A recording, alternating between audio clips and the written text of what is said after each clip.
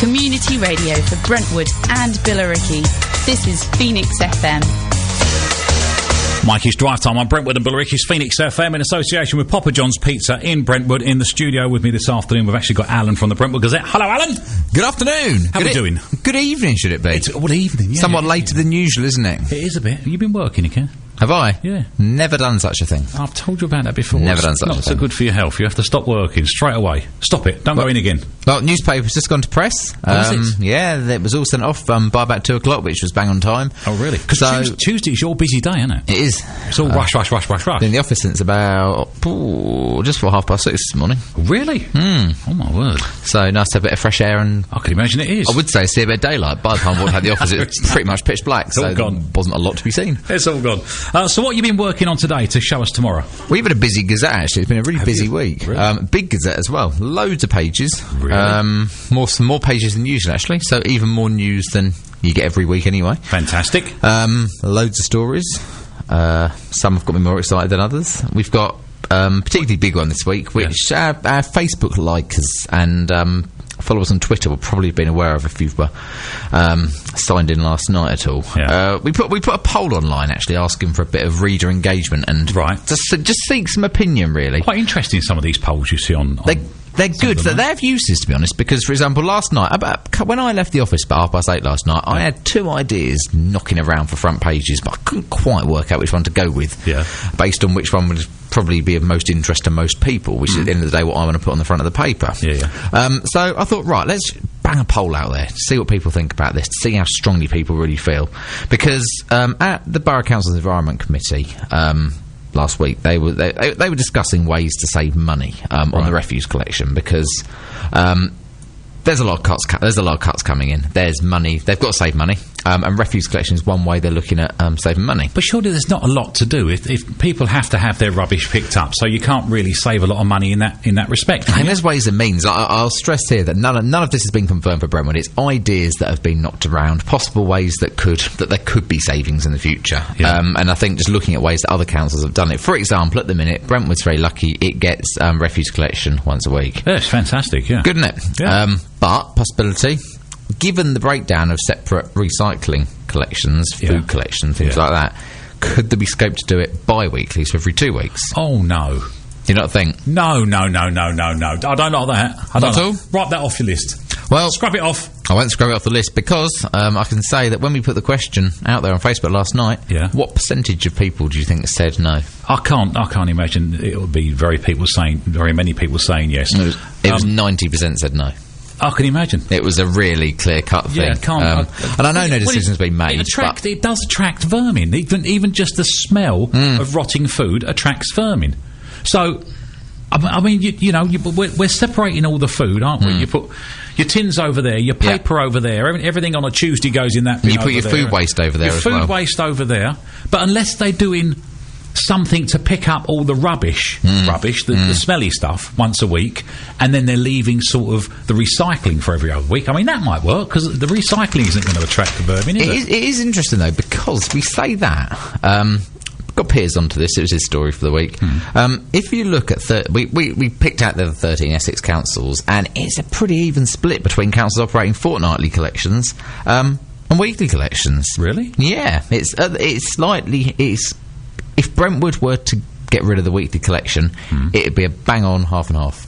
Really? Yep, fortnightly collections currently in operation. Uttles for Braintree, Epping, Harlow, Castle Point and Rochford. Weekly remaining Brentwood, Malden, Basildon, Colchester, Chelmsford, Southend, Tendring and Thurrock. Surely it would smell, wouldn't it? I might be talking out of my hat here. I don't know. I've never been in a bi-weekly collection area. No, I must admit, I've lived in Chelmsford all my life, but I've spent years in Portsmouth. That was weekly. Every week, yeah. But surely it would smell. It would start to smell. You would think so. That was one of the concerns. That was probably the main concern raised on our Facebook page. If you look through the comments on the Gazette Facebook page, people were saying things like, not everyone's got cars to take rubbish to the dump. Perhaps if you've got it building up throughout the 2-week period, and a lot of people were raising the issue of vermin, badgers, foxes tearing through, bags left overnight. It sparked a lot of debate. I mean, it really did. That's a problem as it is at the moment. But if you've got a food waste and it starts to smell in the house, you can't keep it in the house, so it has to go outside. So after a week, say, for example, it has to go outside.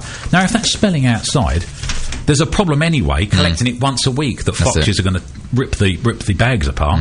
But if every 2 weeks, they'll definitely be ripped apart. I can't see that working. I can't see it. No. It is a very touchy subject. I can imagine it is. I can imagine people up in arms about it. I'm expecting letters next week on that. So did you have some fiery responses then to this? Oh yeah, it went off last night. I knew it would. I knew it would. You can just tell with these posts we put on Facebook. We've got a very active Facebook page, which is great, absolutely fantastic. It was kicking off on Facebook. No, but you can tell which stories are going to go off like that. And this one, I just knew it when it went online about 7 o'clock. I know. Piers timed it to go up about 7 o'clock in the evening when lots of people were going to be on there. Yeah. Well, it just went. The comments flocked in. They really did.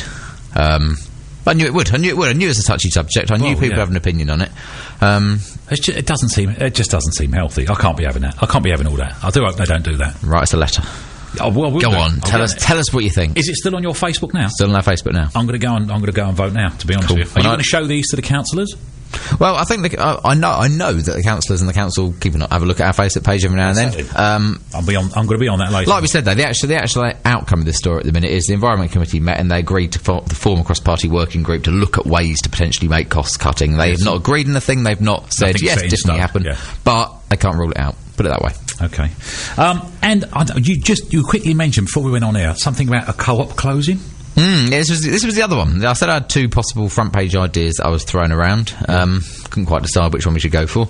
Another one, again, just really based on the reaction it got online. Online is a useful tool at times. Really gauges opinion. I don't know how many people know. I think someone said put some notices up in the window. Don't quote me on that. Right. Co-op Battery Centre. You know the one right down the back opposite Worldco. It's closing end of next month. So and that's opposite Wilkinson's. Yeah, it's closing. And going into that, staff will be offered to keep their jobs. That's good. That's good. Yep, that's good. Positive. So I'll say minor disruption for people working there. B&M Bargains. B&M. So we're not talking B&M Cycles in the High Street. Big distinction, nothing to do with each other at all. B&M Bargains, it's kind of like a homeware shop that sells anything and everything. So it's another Wilkinson's then? Well, yeah, people have argued that. people have drawn big comparisons between it and Poundland as well. What's going on? Well, what's going on? Well, I don't know. Is it going to be? Is there any difference between the two really, apart from the name, apart from the spelling? There's a B&M in Romford. I've been in it. I can picture it. Right. And I can picture the kind of stuff it sells. Looking on the website, you can see it's really random things it sells. It doesn't just sell particularly food, homeware. It sells kind of anything and everything. Really? Yeah, good prices, decent prices. Oh, so, really? Yeah, everything's not quid, for example, but it's kind of got the stuff that is more than a quid, so Poundland can't really do it. Yeah. I mean, they've got some stuff on the website if you want to have a look on there to see what they're doing on there. But if you think that's a pretty big unit anyway, isn't it?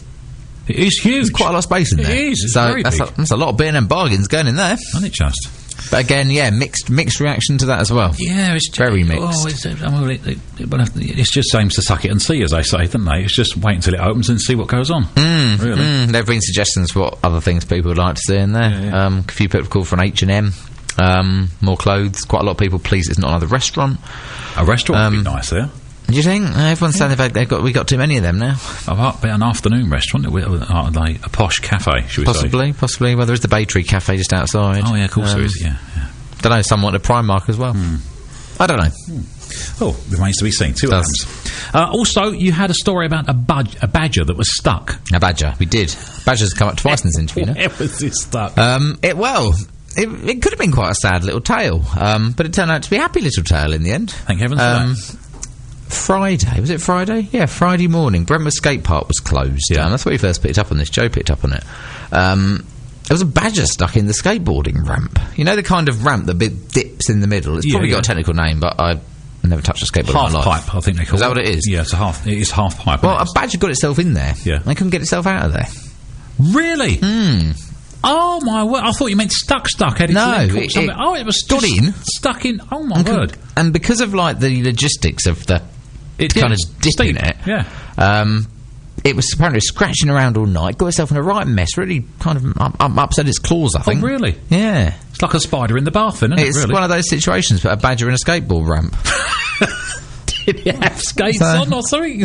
Well, we did consider whether it could be one for our graphic design department to come up with a cartoon for.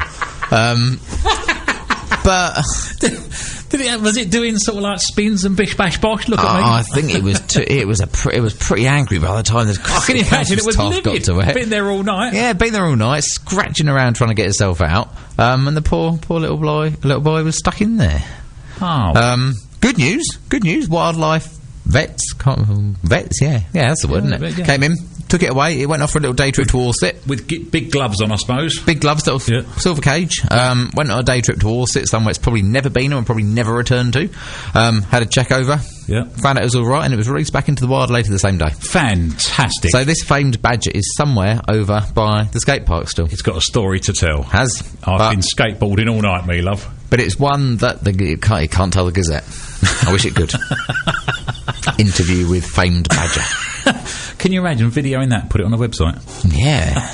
Be a sensation, wouldn't it? Fantastic. Talking badger, sitting there, headphones on, leaning back, drinking one hand, chatting away. Well, Alan, thank you very much for coming in again. And that's all in tomorrow's Brentwood Gazette, and we'll see you again next Saturday. Yeah, no, it's next Saturday, aren't we? Next week. I could see you tomorrow actually. Oh, can you? I could do. If you got a story, I'm going to be in Ongar. I'm going to be in Sainsbury's in Ongar. I am. Between 10 o'clock and midday. If you've got a story, you live in the Ongar area or kind of that end of Brentwood, you can get to Ongar relatively easily. Come down and see me, and we've got reporter Simon, who does the Ongar and North Wales Gazette. We're going to be in Sainsbury's, meeting, greeting, talking, chatting, just hanging out there, really. Yeah. So meeting readers, bring us your stories. In Ongar tomorrow. Yeah, and at the same time, if you're in Brentwood and you don't want to meet me, but you want to meet one of the other guys, they'll be in Cafe Nero in the High Street between 10 and 12 as well. So you've got two opportunities to meet meet Team Gazette tomorrow morning. You're all getting out and about, aren't you? Aren't you, eh? We don't want to be in the office all day. No, I don't blame you. It's obvious, isn't it? Right, Alan, we'll see you again. I'll probably see you tomorrow then. Good stuff. See you soon. Bye.